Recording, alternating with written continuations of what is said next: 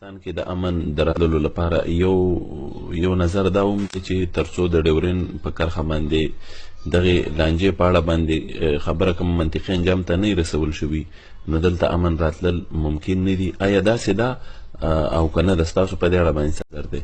ګوره زه چې ما ته یو ورځ پرویز مشرف وویل چې که ته لاړه او تا کرزی په دې مطمئن کړو چې هغه د ډیورنډ کرښه ومني که نه دا ټوله مسله ختمه ده.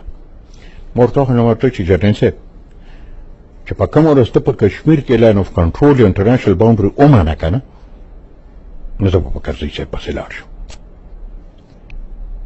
وایي چې زه دا څنګه ومنم، زما قوم یې مني نه، چې ستا قوم یې نه مني د هغه قوم یې چېرته مني. یو کیله ده د پښتنو په سینه راښکلې شوې ده، زمونږ پرې وس نه کېږي.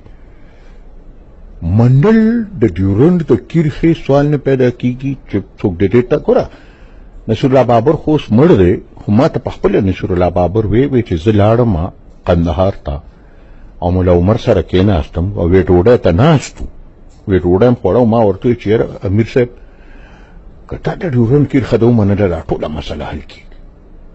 وی ما ته ویل چې کېده دا نوړی دی کېده او زه خاینه پسه.